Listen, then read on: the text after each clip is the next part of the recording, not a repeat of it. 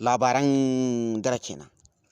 A yau dinnan za ku ji babban dalilin da ya sa wannan shahararren ɗan siyasan nan wato injiniya Dr. Rabi'u Musa Kwankwaso ya yi babban furuci, haka zalika ya yi Allah wadai da halayen Dauda Kahutu Rarara. Musamman ma idan muka ce za mu yi wayo da yanayin abubuwan da suke faruwa a cikin wannan tafiya ta NNPP, inda Dauda Kahutu Rarara raɗi da jita-jita ya kai ga cewa yana nema ya zo kunnen Dr. Rabi'u Musa Kwankwaso kan cewa zai iya dawowa cikin tafiya ta NNPP. Bisa hasashe da yi na 2027 ba alamun cewa shi kansa Bola Ahmed Tinubu zai iya kaiwa nasara. Idan kuwa muka ce za mu yi waiwai shi kansa da kalaman Dauda Kahutu Rarara din, ya yi kalamai daban-daban inda kalaman na shi kansa suke nema su yi tutsen jaki, ma'ana inda kalaman na shi suke nema su fada shi da ƙasa, wanda ya yi kalaman inda a ciki ya yi harshen damo, kuma a ciki ya saki layuka ta ɓangarorika daban-daban. Sai dai wannan sakan layukan da ya zo da wasu ƙofofi daban-daban inda zai iya gocewa ta kowane gefe. Sai dai kamar yanda abin da bai sani ba, 'yan siyasa fatar suke kallon sa a yanzu, duk wani motsi nashi da mulumulu nashi komai suna kallon shi. Injiniya Dr. Rabi'u Musa Kwankwaso abin da ya sa ya Allah wadai da shi kansa wannan kalamai na Dauda Kahutu Rarara, ya Allah wadai da wannan kalamai na shi ne ba don komai ba sai don cece kuce da yayi yawa a bakin al'umma, musamman ma idan muka ce za mu ƙara waiwaye da yanayin shi kansa kalaman ubangidansa Dr. Abdullahi Umar Ganduje.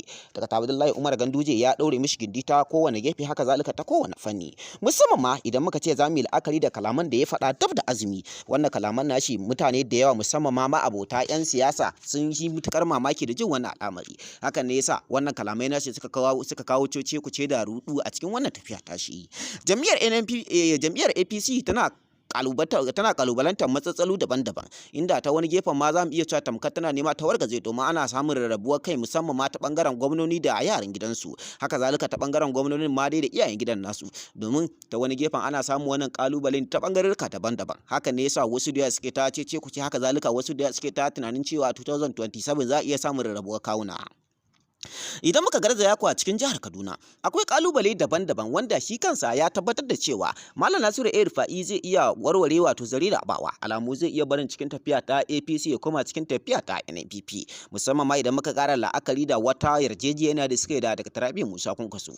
Idan ba ku manta ba, a makon da ya gabata shi kansa Dr. Rabi'u Musa Kwankwaso ya nemi ganawar sirri da shi da Dr. Rabi'u Musa Kwankwaso da shi da Malam Nasiru El-Rufai, inda wannan ganawa tasu ta kasance sirrin tunda babu wanda ya isa ce ga dalili ko kuma ga hasashen da ya fita. Sai dai majiya mai karfi ta tabbatar da cewa sun yi wata yarjejeniya ne ba don komai ba sai don cewa ya za a yi shi kansa Malam Nasiru El-Rufai ne dangana ko mu ce ya goye bayan Dr. Rabi'u Musa Kwankwaso a zaɓe na 2027. Zababben shugaban ƙasa Bola Ahmed Tinubu majiya mai karfi ta tabbatar da cewa ba zai iya taɓa yarda ilamanci faɗuwa ba. Sai dai masu mutane da sun tabbatar da cewa Kashim Shettima shi ma fa zai iya fitowa takarar shugabancin kasa 2027, domin wasu da suna ganin laku haka zalika suna ganin damar wannan kujera, inda mutane da sun tabbatar da cewa idan Kashim Shettima ya fito wannan takara to tabbas jam'iyya ta ita kanta jam'iyya ta APC za ta iya lalacewa, za ta iya wargatsewa, kuma inda kowanne daga cikin su zai iya rasa wato wannan kujera.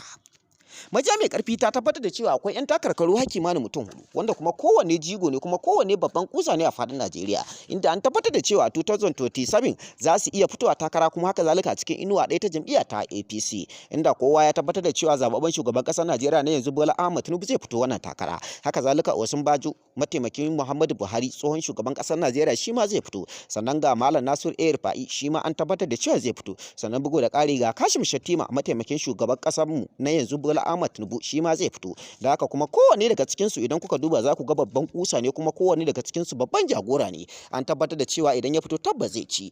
Ku ci gaba da bibiyar mu, ku yi subscribing kana ku danna kararrawa domin jin ci gaban sirrukan 'yan siyasar Najeriya, musamman ma game da wainar da ake tona da kuma wasu abubuwa da ake ɓoɓɓoyewa. A cikin wannan tasha tamu ne kadai za ku dinga jin dukkanin wasu sirrukan 'yan siyasar Najeriya.